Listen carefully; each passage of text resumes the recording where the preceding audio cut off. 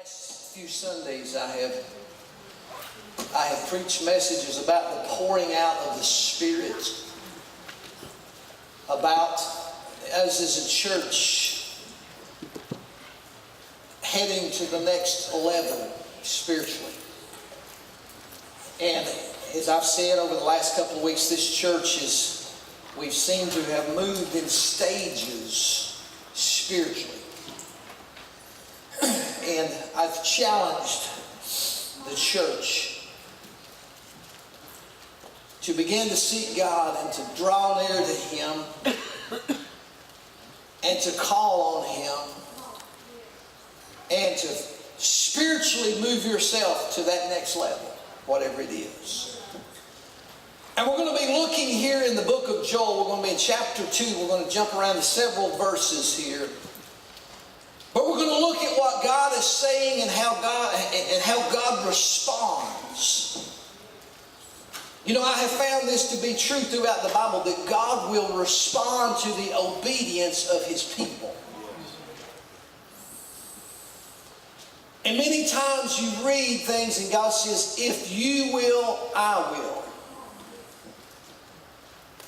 And throughout the Bible we've seen many examples of where God rewarded or responded to the obedience of men throughout the Word.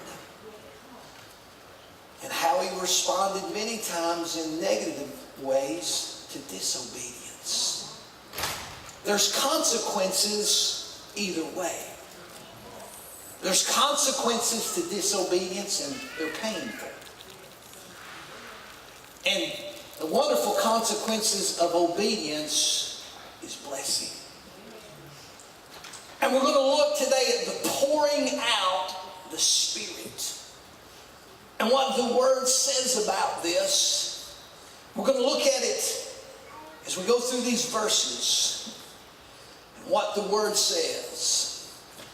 Joel chapter 2 verse 12 is where we'll begin. We'll read 12 and 13. We'll go to 19, 21, then we'll do 23 through 28. Verse 12 says, therefore also now saith the Lord. That's the key. Saith the Lord, turn ye even to me with all of your heart, and with fasting, and with weeping, and with mourning, and rend your heart and not your garments, and turn unto the Lord your God, for He is gracious and merciful, slow to anger, and of great kindness, and repenteth him of the evil. Verse 19 says, yea, the Lord will answer and say unto His people, behold, I will send you corn and wine and oil, and you shall be satisfied therewith, and I will no more make you a reproach among the heathen. Verse 21, fear not, O land, be glad and rejoice, for the Lord will do great things. Verse 23, be glad then, ye children of Zion, and rejoice in the Lord your God, for He hath given you the former rain moderately, and He will cause to come down for you the rain, the former rain, and the latter rain in the first month.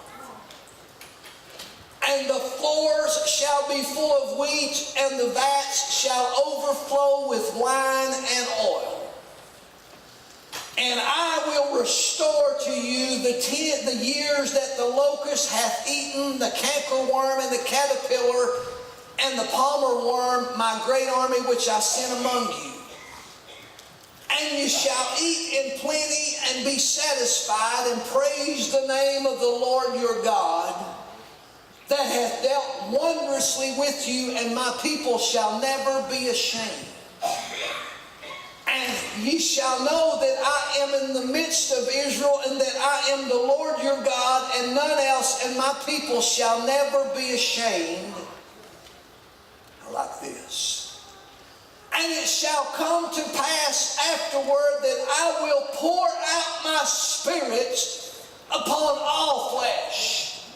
And your sons and your daughters shall prophesy, your old men shall dream dreams, your young men shall see visions. Now this is powerful stuff. Let's look back here at the key to it. When it says here, thus saith the Lord, he says to turn and to fast and to give him all of your heart. Now I know that fasting is not a popular thing. I've been on a diet for about 5 weeks, and I have craved things that I haven't craved in 25 years. I will go through the grocery store and pick up bags of Circus peanuts, Little Debbie's, everything, and hold them dearly to me, knowing that I can't have them. Thinking, one of these days I might be skinny enough to eat some of this.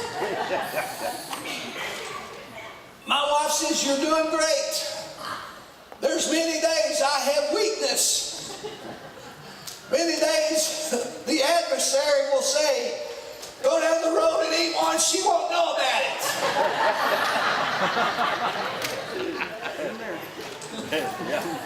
Whew. And I've struggled at days at it. I'm a country boy that likes to eat. That's all I've ever known all my life. When you grew up here, you knew one thing. It's all eat. I never missed no meals. Started with breakfast and it was fun the rest of the day. But you know, I know that fasting is a tough thing. But I'm going to tell you something. When you push your plate back and you begin to pray and seek God's face, you get his attention real quick. And there will be a response to your sacrifice. And here he said, thus saith the Lord, if you'll turn, that's important here, that you will turn, you even to me with all your heart, and with fasting, weeping and mourning, if you begin to do those things, you're beginning to get God's attention.